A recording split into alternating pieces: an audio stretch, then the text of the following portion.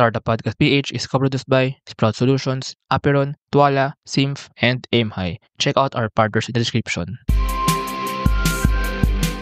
Welcome sa Startup Podcast PH, where we interview Filipino startups to know about their stories and innovations. Andito tayo ngayon sa Benilde Hi-Fi TBI in College of St. Benilde in Manila to interview its startup incubators. We have Akosi Music and its co-founder and creative director, Earl Marquez. Hello, Earl. Hello po. Kamusta? Kamusta po?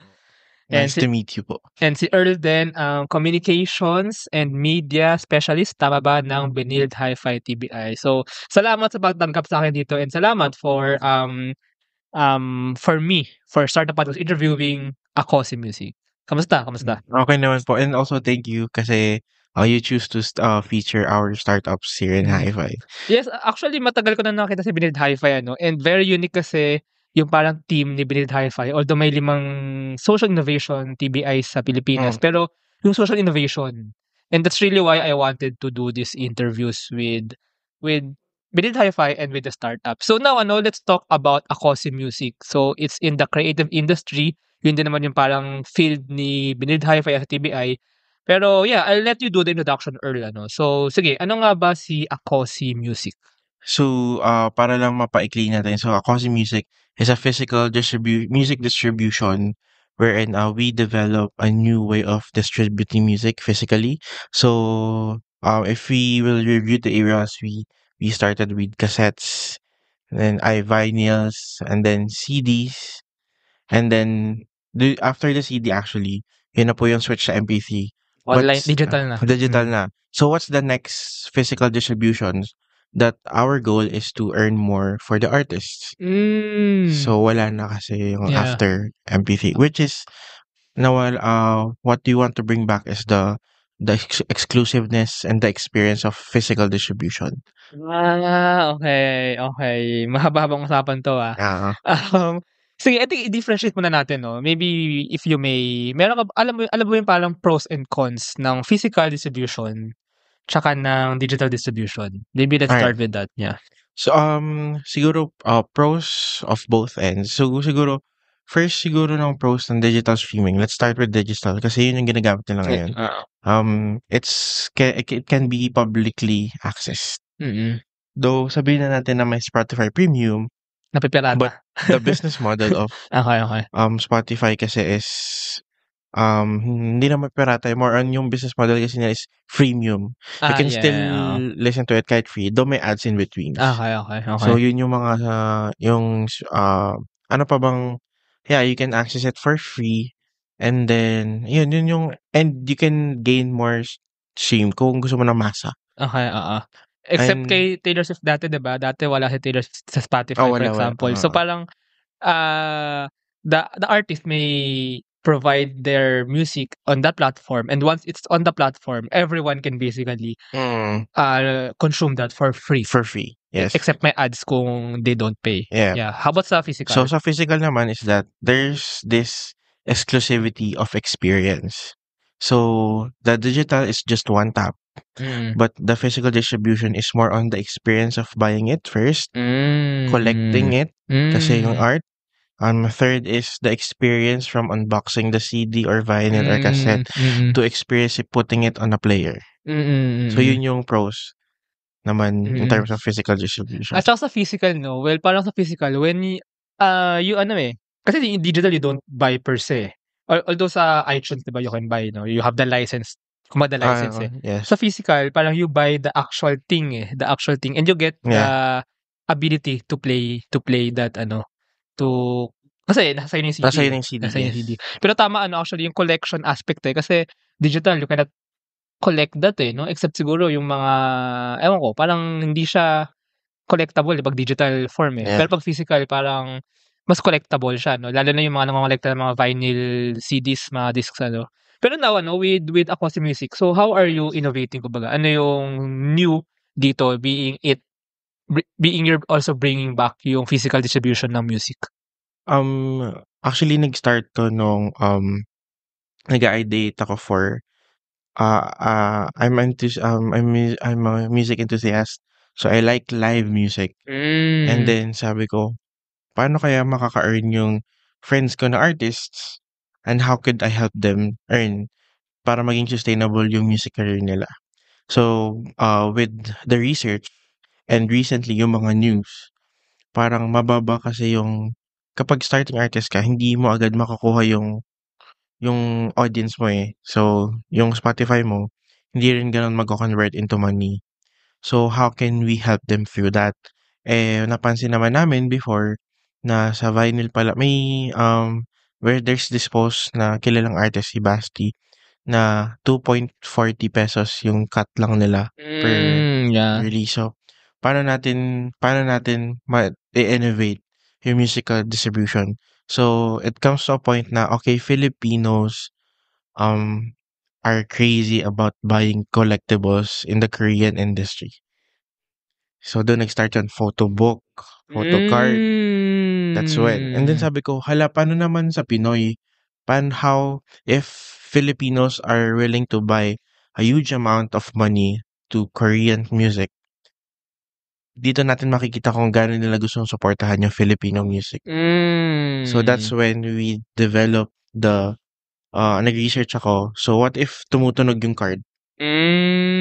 Photo card na tumutunog.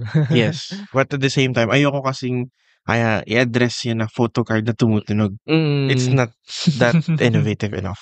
So parang, okay, let's make another music distribution that would help in a way the artist. And trendy din kasi yung cards eh. So parang collectible cards yung naisip namin. Okay. So, ayun siya. Okay, so actually buti nga nabanggit natin kanina yung parang difference ng physical and digital kasi somehow you're bringing out the best of both worlds. Yung collection aspect na ta-take advantage niyo siya, tsaka puwede niyo mas mabigyan ng kita yung mga artists So, Yes. you're solving it in two ways din na I mean, in an innovative way you're parang bridging that gap in the music industry na baka nga yung mga artists hindi nababayaran ng maayos with the current distribution models, so you want to solve that. And sa side naman ng mga music consumers, ng mga nakikinig, parang you also want to elevate pa the experience na Yeah. nawala somehow nung nag-move sa digital listening yung Yeah. mga tao. Actually, I would say na our distribution is actually a mixed media. Kasi we distribute the music through cards, but it will direct into we have our own digital streaming platform. But we have our own. So, parang, ayun, we still own it. So, parang it's a mixed medium siya. You can still collect it physically. Oh, okay. Because right now, all of the phones we call NFC. So, ngayon, parang we have to maximize the technology that we have. So, ayun siya. Mixed media. Actually, so how this works, I believe Pero actually, sige, before natin puntahan yung how this works, I'm just curious. So, even before you're a fan of music, I believe, Yeah. So, talaga fan ka ng music. Kasi, in order to become a startup founder in the music industry, You have to know the industry. I imagine you have to be a fan of Filipino music, of music din talaga. And second, you have to know what really happens, So, how did you know nga ba? How did you know that aspect, those challenges, yung mga nangyayari sa music industry? My original course is multimedia arts, and then my training grounds actually in college was directing. First is production management for concerts, and then I become a director for concerts in college. So parang doon you learn how to manage artists, you get to know the artists, and at the same time you get to learn the stories from them. And then ako na mismo, it's my responsibility na I want to do this, so I have to learn the industry myself. So freelance din ako, so nag-shoot din ako outside. So mga yung mga mainstream artists now or even mga indie artists? Hindi, more mga on indie. rising Sino artists. itong mga to? If you may. Actually wala pang masyadong kilala, Okay. pero it's more on started with friends. Okay. Okay. I started with friends, and then I started with friends. I have artists na friends ko. I wanted to help them. I shot their music videos. And then my college art kasi is stage productions. So ngayon I started as production manager. Then naging director na ng concert. So yung concert na may kilalang artist na na-direct ko in college naman is that yung first is ayun sila these are in partnerships naman with different organizations. So, sila Enamori, yung ganun, sila ini-invite. And then I don't personally work with them, but at least you get to know how they perform, how these concerts work. Ganun.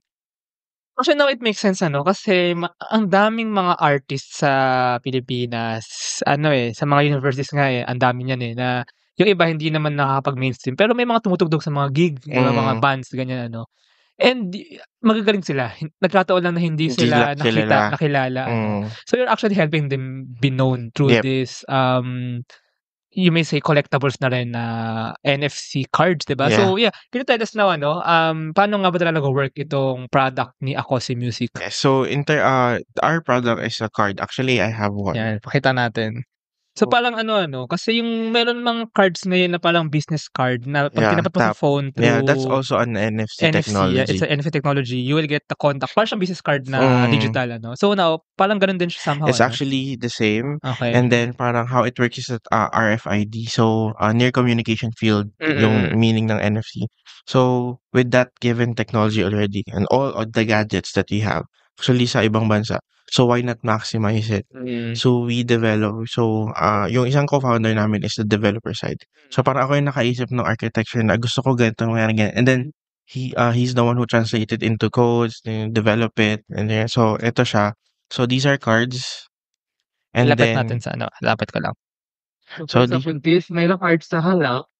And then meron pa merong name name ng artist. And then there's a barcode kasi we wanted to have like an experience with the audience na it's a trading card.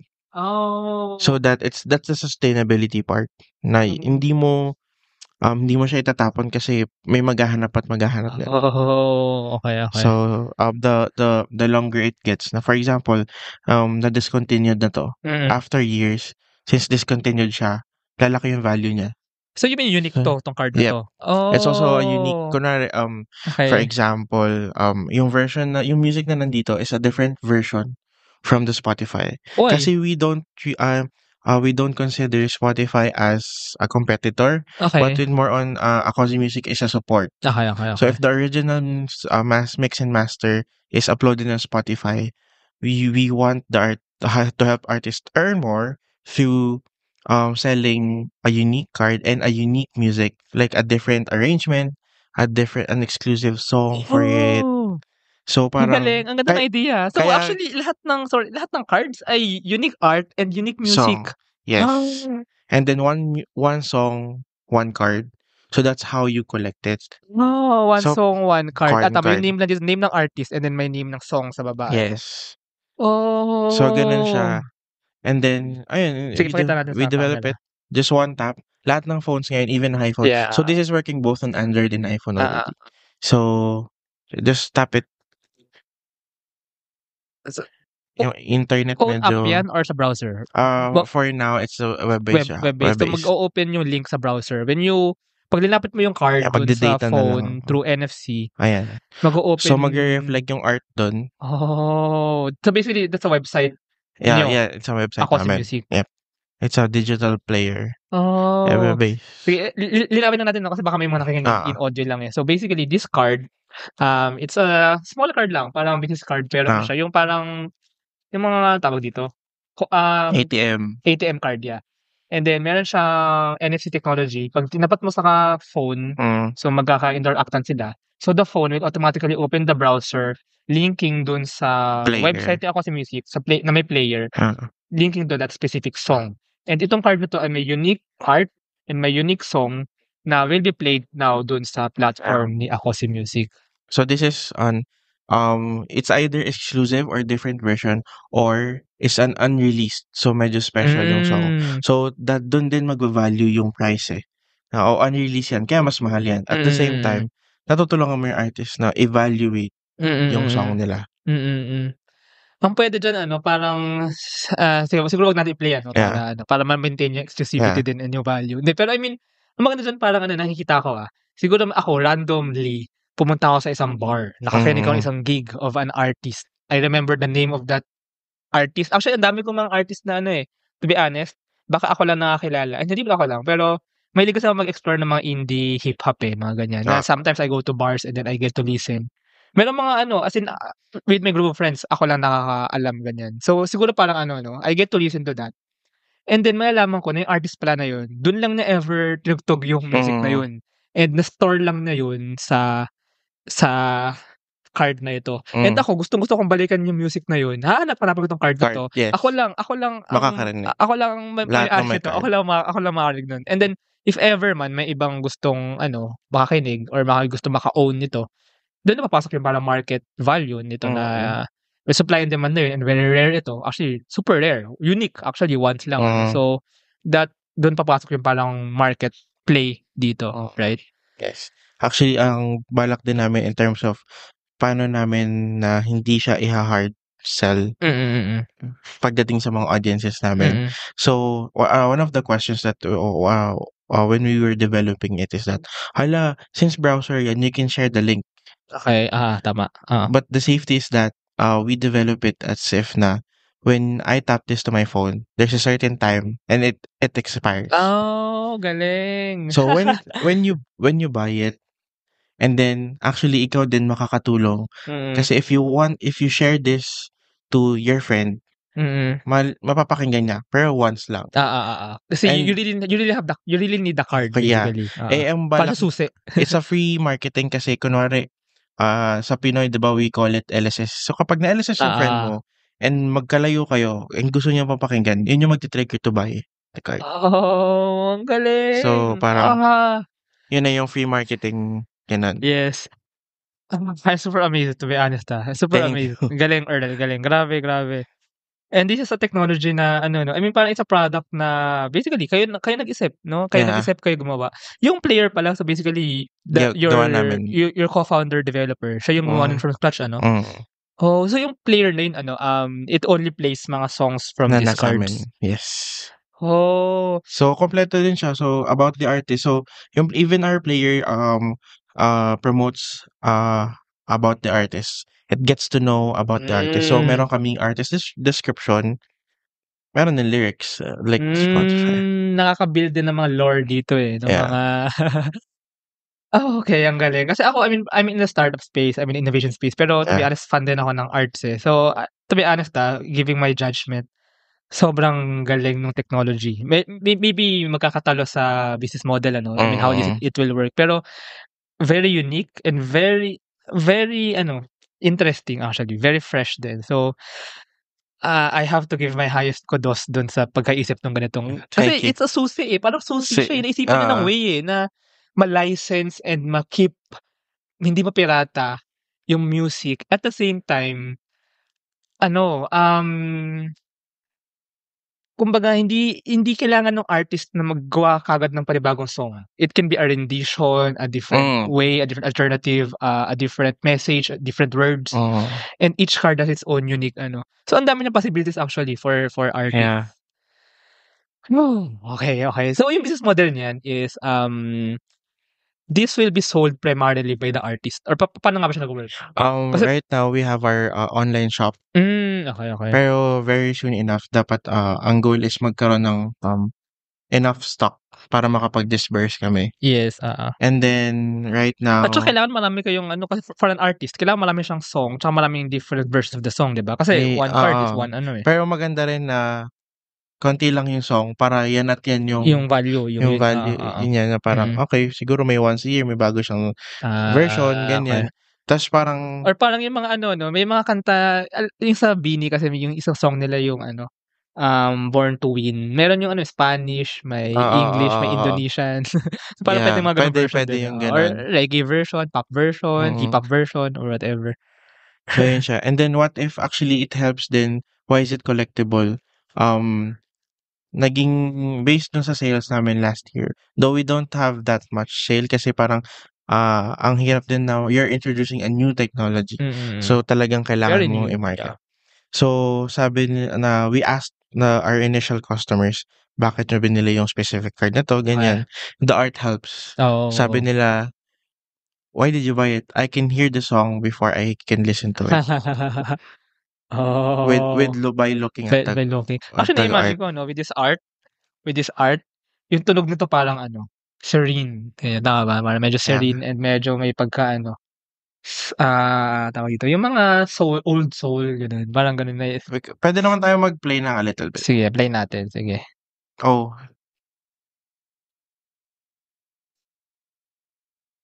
So, this artist is Franco Emil. So, instrumentalist kasi siya. So, lahat ng ni-release niya for that collection is instrumental. But what's good about his batch of release is that actually puzzle yan. Oh, galing. Alam mo kaya kami, kasi may lore building kayo dito. May lore building aspect kayo dito. So parang I have to collect it randomly para mabuo ko yung buong collection. Pakita natin sa ano. So this is the card. And then meron siyang buo pang, okay na pakita ko yun. Yeah. Meron siyang buo pang ganyan, buong art. So if you own all, actually problema nga dito, nasa yung 6, wala sa yung isa. So ayaw sa ibenta or mahal sa ibebenta kasi yun na lang kailangan mo. First of all, actually, I'm very amazed. So, paano nyo natutulungan financially yung artist? So, may returns ba sa artist? Paano nabibigay yung... It actually, yung cut ng artist is per card. Okay. So, parang let's say, sabihin na natin na there's an X times ng like cut amount per card. So, let's say in a year, if they sold 4 pieces in a month, they get 12K in a year. Okay. So, basically, pero parang still, imagine mo my fan base na. And then not really fan base na malaki like a consistent fan base ng mga 30 listeners or 40 listeners. Marami bilihin yun eh. So ayan siya. Ganun yung parang that's how we help them. Pero since last year, since we launched, kasi syempre ang hirap pa mag-introduce ng new tech, but still we were able to have the sold out kami ng 20 pieces. Yung initial kasi release namin is that nag-release kami ng una 10 and then ginawa namin PR muna, then we release another set, nag-sold out yung isang artist. Yun yung sinasabi namin na top artist namin last year. Her name is Nell. Yun yung top artist kasi na-sold out yung 20 pieces niya. So yun yung doon nag-comment na we can hear it without listening to it because of the art. Sino gumagawa ng art pala? An artist have their own artist. Okay. Pero if they need an artist, yan. There's a music artist. Okay. Ayun. So actually parang ano siya, no, yung workings niya is basically kayo yung shop, no? And then you will work with the artist for his or her music and art. You will produce the card na may unique music. When you sell this sa inyong shop, sa inyong platform, you will have a cut, of course, and the artist will have a cut. Right? That's how it works. I think that's the best model na din naman talaga for it. Oh, okay. I have to say you're one of my favorite startups na. Thank you. Speaking about the idea and the use of technology to innovate, to solve a problem sa side ng artist, and to solve a problem dun sa side ng mga audience or ng mga consumers. Ang ganda nung pagkalapat ng technology and the model na nabuo nyo. Thank you. Is payroll processing taking too much of your time? Introducing Sprout Payroll Starter. For as low as 5,000 pesos per month, you get a team of experts to help you with your payroll and HR needs. We'll help compute and process payroll, handle all your government compliance requirements, and automate timekeeping. Leave the payroll to us so you can focus on growing your business. Enjoy peace of mind with Sprout Payroll Starter.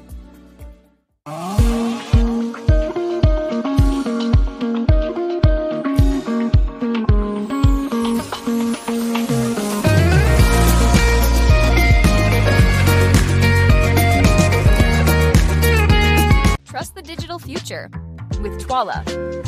Secure and tamper-proof digital signature. Electronic notarization service. And custom AI agents for intelligent document workflows. Visit twala.io to learn more.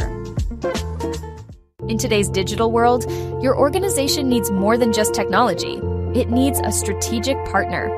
At Symph, we build web and mobile apps that drive innovation for startups, enterprises, and organizations worldwide. Visit symph.co today. puntahan lang natin yung parang maybe stories behind Akose Music. Well, you mentioned na kanina na you're really a music fan, pero you're actually 3 co-founders, Siguro pa-share lang paano ba nabuo yung team and paano niyo na-decide talaga na gawin yung startup na hindi lang siya idea. Talagang gawin niyo. I mean, you have to invest sa paggawa nung website, ng technology, ayan. So building the team now we have now.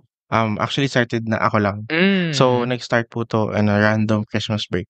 And then sabi ko tinawag, uy, may idea ko. And then pagkabalik ng Christmas break, I did like a super rough prototype na ano pa yun. Student ka pa lang nito? Student Oh, wow, ako nun. Wow.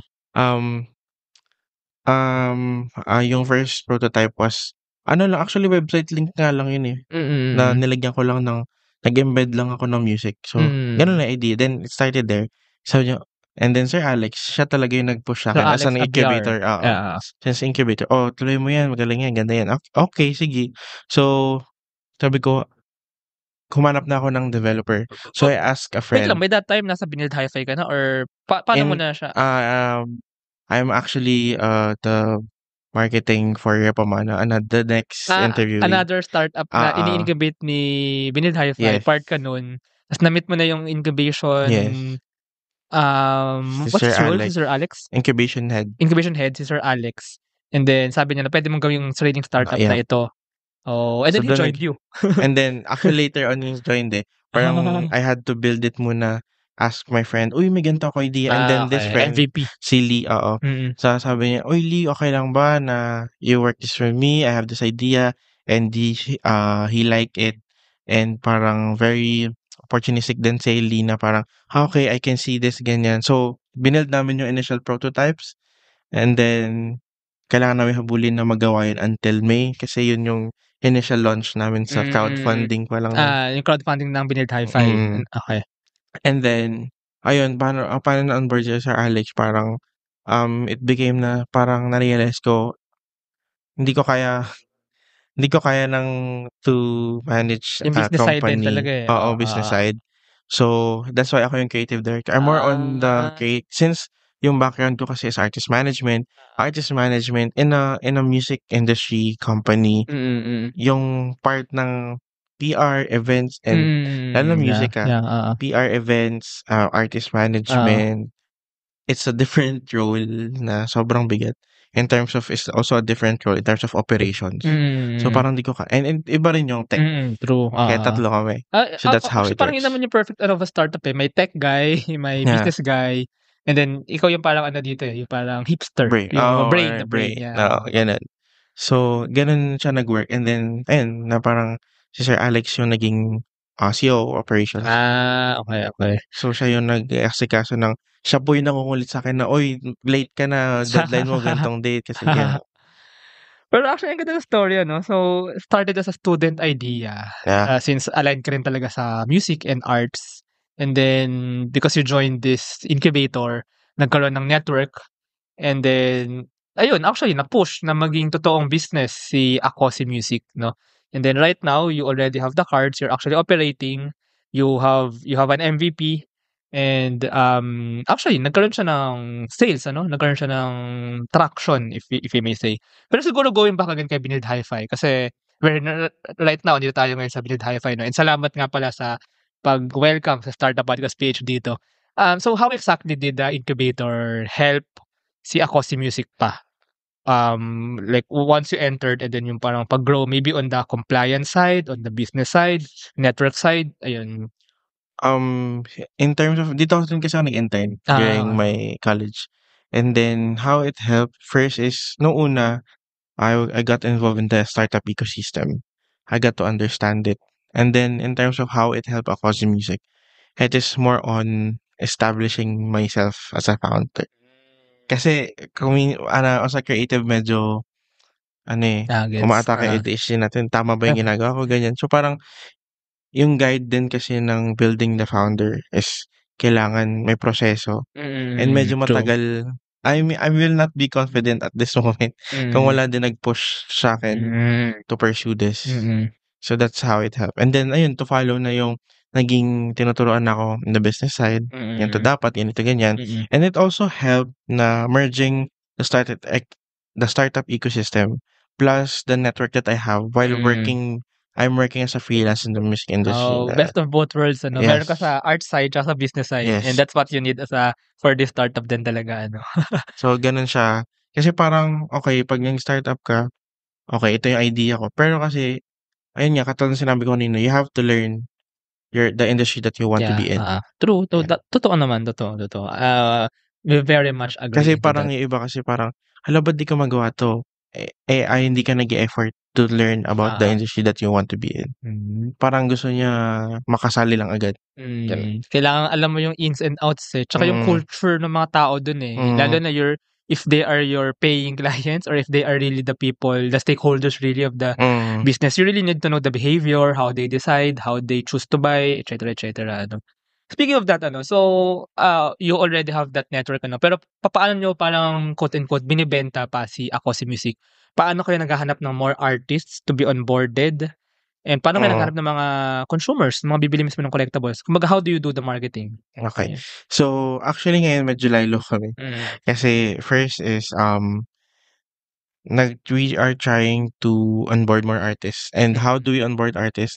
Ako through friends. Kasi may mga friends din ako na is already in the music industry. So, nagsa-scout din. And then also at the same time, research na yung mga may potential artists. And then, for marketing wise, we're actually preparing for our anniversary gig. So, dun kami magbablast ng cards to sell. Yan. And then also, we're trying to, we're entering into the how content creation marketing things. Influencer marketing. Hindi naman. It's more on, the type of videos or the type of experience that we want to release on social media. Dapat maipa-explain namin yung experience. Ganon.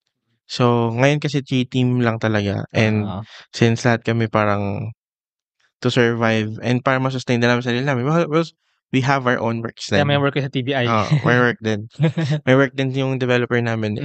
So, parang, ayun din, medyo hindi naman kami ganun nagmamadali. Parang, lang, as long as hanggat kaya namin mag-commit, go. Pero, gusto syempre namin na ma-expand ng mabilis kasi ang hirap na we were able to pitch this idea to known artists already. As mainstream artists? Mainstream artists.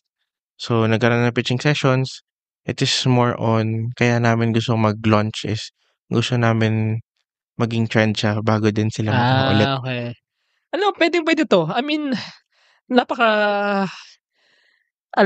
kung may investor na nakikinig nito, if they know the music industry and the fandom industry, there's a big chance for this thing to blow up. Imagine, diba sila Beanie? Yeah, may mga photo cards ng sobrang Jollibee. dami, Jollibee, Star Hotdog. Diba?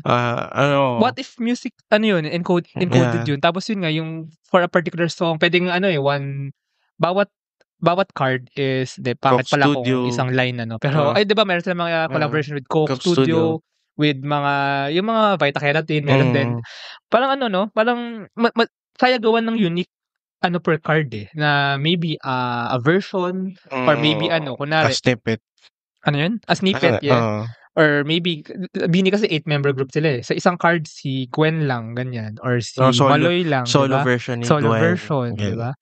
May mga pwede. This can actually this is I mean, I have to say very risky. Very risky. I mean, kasi parang very new and very so if you will invest, very risky. Pero pag iniisip ko, ang laki ng possibilities. Really, really, really. Lalo na if you know the music and the fandom industry. So if ever ba, do you plan to really go with the mainstream artist or stick muna kayo sa mga medyo indie? For now, stick kami sa indie kasi parang gusto namin i-build muna yung momentum. MVP muna. Validate. And then, para ang mangyayari kasi, yung game plan is that once naging trending siya, the known artists were like, uy, gusto ko rin nun, parang trending yun, let's try it. And then the artist, parang hindi namin ibebenta dun sa label or sa sa label higher ups. Manggagaling sa artist. Manggagaling sa artist. Oy, Galing. gusto din namin True, yun. So, pwede bang payagan nyo kami? So, parang ganun din yung goal. Nakikita ko na yung path eh. Parang kung mayaman lang ako, mag-i-invest ako eh. Pero start with the indie, tama yun, artist. And minsan na-interview sila sa mga sa mga sikat na mga podcast.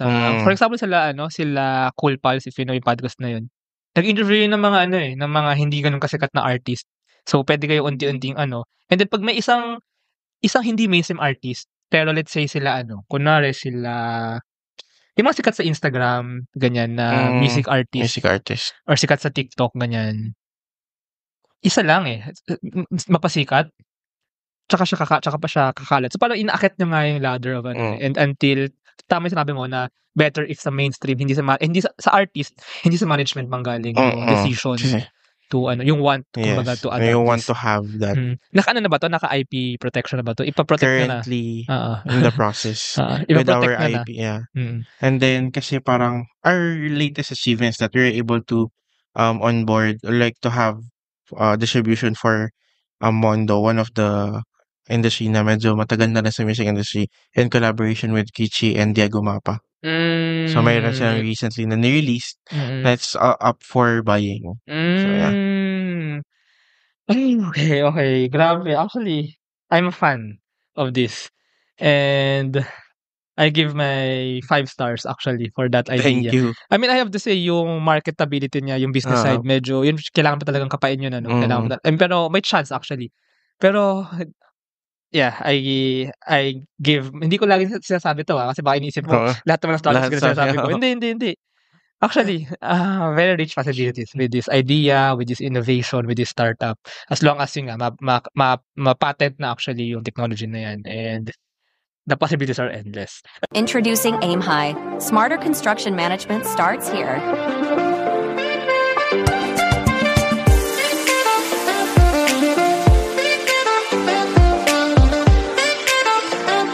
Monitor costs and progress with real-time insights. Plan ahead and adapt with streamlined scheduling tools. Make data-driven decisions to avoid costly delays. Increase efficiency and profit with Aim High. Ayun, siguro final na lang, Earl, ano ba yung future plans and maybe vision nyo talaga? Maybe the vision talaga, parang I imagine you say you're really creative. Actually, na-feel ko na, nakikita ko na. And I imagine nung inisip mo to, nung ginawa mo to, meron ka ng parang far-flung vision really of how it will happen in the future with the Filipino music industry. So ano ba yung parang vision mo talaga for Akose Music? My vision talaga initially is to help really music as a sustainable career for music artists. But at the same time, experience-wise, we want to elevate the experience na we want to support musicians na kahit na yes the Spotify is like a pangmasa, di ba? So to support is a supporting material or a medium for those artists na mas gustong kasi pag meron kang card for kunwari ako indie, it's easy for me to sell kapag may hawak akong card and to sell it physically. True. So yun yung vision ko na makapagbigay ng makapag-produce ng cards physically for the music artist and then the artist will sell it kasi mas mabilis magbenta ng sarili mo. True. So parang in the future norm na siya na when an artist na hindi sikat maybe ay nag-gig tapos after ng set niya punta siya sa likod ibenta niya, 'di ba? Yeah, so magiging norm na yung ganun na yun yung magiging parang income generation na rin ng mga norm artist. na magkaroon. And bukod sa norm, we want to be it like not norm but in terms of listener wise, gusto namin siya maging culture of trading. Yeah, true. Bibiling collectible Ang galing actually. So kumbaga, it's an experience na may card ka, may card ako, pero I want to hear the card na meron ka without having it card. So may queue naman. We're planning to some few developments, more developments on the player pa. And we're also other features pa na ginagawa na currently pinag-aaralan pa namin. Ang galing. So, yun siya. Pwede nga parang hiraman din. Hiram muna. Gusto kong pakinggan yung sa Bini music cards niya. Pero muna nung Maloy. Pero muna nung... O kaya like, oy guys, we're strangers but we became friends kasi, oy, guys, yung gusto niyo ba mag-meet up at this place, ganyan. Ay, maganda tayo music sharing. Party, yeah. music listening sharing, party. Oh, ang gano'n siya. ganda nun. Tsaka yun nga 'no, parang ito na yung magiging norm possible na parang an artist kasi minsan mga artist hindi naman binabayaran sa mga ibang gig nila, 'di ba? Na ngayon kahit di sila babayaran pero magkaroon sila ng opportunity to sell these cards Yeah. 'no? If after the gig, after their set, mabigyan sila May ng booth, space, may may booth, booth. oo. That's a possible ano na, parang mas papayag na rin yung mga artists to play and Yeah. to go Another really. thing kasi now we're planning to like another business side of having it like a unique song. Binalikan ko kung saan ako initially nag-ideate. It's a live band gig, di ba? So what if live concerts? And usually artists perform a different versions of their songs on their concerts. True. So you Oo. can sell a concert version. Kunwari, may concert. It's a 4-day concert. You weren't able to listen to it or you weren't able to experience the concert. But it's a visual and hearing aid na tinatarget mo na for you to experience the concert without attending it. You record the concert, you sell it through cards. So Yes. parang pag pinakinggan mo, close your eyes, That's the it feels concert. na it's with the audience noise, with the audience noise, with the firecrackers effects. Ano siya? The reality of it, kumbaga. And Yeah. ano, no? So, malamang concert, maraming cards yan. Yung mga different songs, no? Alam mo, isa pa naisip dito, alam mo yung parang mga ano, sa hip-hop scene kasi, kaya yung Flip Top, for example, mga artists din yung mga yun eh. And some of them, they sell merch eh. Shirts, yung parang pinakauso na merch. Pero this can also be that, parang the ano eh. Yun nga, the merch na accessible for budding artists na even this budding artists, they already have fans eh. Or even, makakabuild pa nga to ng fandom eh. If ganito yung mode talaga ng selling of merch. Yeah. So, ayun. Yeah, it's actually considered as merch. Yeah, kasi, merch. Yeah. Ayun. Ako nakikita ko actually yung future na yun na it's possible if you know actually the medyo indie artist scene sa Pilipinas. Mayroon mga iba pa na ano eh, parang talagang people who go to bars, yung mga sila B-side dati, sila sa Giho, mga ganyan. Minsan may mga artists doon na hindi pa naman sikat, ano. Tapos, ano na, hanapin mo na. Follow mo sa IG, hanapin mo na. With the help of this cards. So, lagi na silang magigig doon. Yes, oo. Tsaka minsan may mga, yung parang validation na din sa Pilipinas this is working. Yung minsan may mga expo eh, or parang mga event na, hindi, siguro ihaludulad natin sa, yung mga comic, yung mga ganun, di ba? Ang daming Pilipinong ganun eh. May may base eh. May possible market. Kailangan natin ma-tap. Yeah. Ako si Music as a startup. But ayun, thank you so much, Earl, for sharing this very Thank you din for wonderful idea. I'm very proud. I'm very honored to have featured this very super galing na idea. Actually, hindi na siya idea pala. Meron ng MVP, meron ng product. So, the business is to work. If our listeners want to know more about Ako Si Music, about the team, maybe there's an artist who want to work with you, or there's a fan base maybe na interested na i-bring yung artist nila or something. So how can they contact you? So you guys can message our social media pages. So it's Ako Si Music PH on Facebook and Instagram. So if you are an artist listening, you can inquire regarding onboarding of artists and how to distribute it through our social media pages. Also, you can also subscribe to our social media page because we also announce there the gigs, the live sessions that we host. Kasi besides parang marketing platform din kami for the artists. So meron din kaming mga live sessions that we gonna release. And if you are like a concert producer, so you can tap us if you want your concert to be recorded and can sell it afterwards. So yun din. So just one tap and one message away sa DM namin if you have questions. So pwede for an artist this is the song I played in Sagiho. This is the song, I mean the same song pero sa iba't ibang bar or sa iba't ibang lugar na plinay. In Sagiho, in B-side, in Iloilo, in Davao, wherever So pwedeng sama iba't ibang version siya with the audience reactions din, ganyan. So ayun, thank you so much. Thank you. Thank you din for featuring us. So it's also our shop is also online. So if you're interested on listening exclusive music and also introducing you to new artists in the industry, please support us. by buying their cards, because at the same time you do not help us, but you help more the artist itself to become like to have a more sustainable career in music industry.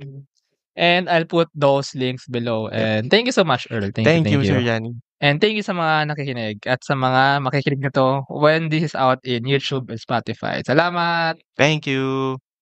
Thank you very much to our 53 patrons. This episode is super powered by AskLex PH Academy, our official e-learning partner. Get certifications on Lean Six Sigma, project management, data science, and more. Hyperstocks, digital banking enabler for rural and thrift banks. 1 CFO, CFO services, bookkeeping and tax, and payroll processing for startups and small businesses. Unawa, driving digital transformation with secure, legally enforceable electronic signatures and robust AML compliance. SchoolTech, all-in-one AI-integrated school and learning management system. Better Support, a Manila-based BPO company. They are offering a referral program for anyone who can bring in new clients. Let us know if you know any Western-based business that might have a need. Britanna, cloud-based enterprise-grade ERP solution that fits the small and medium business budget. Wonderbrand, data science-driven brand strategy and design company for emerging markets. Fail Coach Miha Matlievsky, business training, coaching, and consulting for startups and SMEs who are scaling or finding product-market fit. Drive Manila, Philippines' largest peer-to-peer car rental community. East Point Business Outsourcing Services, one-stop shop for streamlined business solutions for MSMEs such as business registration, bookkeeping, and more. Doon, Philippines' first fully insured peer-to-peer car sharing marketplace. Hire Business Solutions, provider of the most configurable cloud-based payroll system in the Philippines. Divicode Technologies Incorporated, ID solutions specializing in software development, blockchain smart contracts, digital wallets, and cybersecurity. Mata Technologies, Philippines' premier provider of virtual tours and maps for LGU's real estate, tourism, and private businesses. Smile, consent-driven digital employment verification service to make smarter decisions faster. Mamiki Super Pet App, Philippines' first ever one-stop mobile app for pet products and services. Ignite Careers, career matching platform for Filipino talents and hiring companies in the outsourcing industry. Looking for buy and sell online with Sigurado sellers. NutriCoach, personalized nutrition and weight loss programs for you. This episode is powered by Wasteless PH, Tech Tribe, Yay, Uplift Code Camp, Board Prep, Dohe Philippines, Edfolio, Hive Rooms, Kazam, Codesham, Jure.ph, Big Giant Games, Agile Data Solutions, Hustle PH, Pahatid PH, Founders Launchpad, Pareto Consulting, Contact RFID Business Cards, Sirius MD. Support the podcast through the links in the description.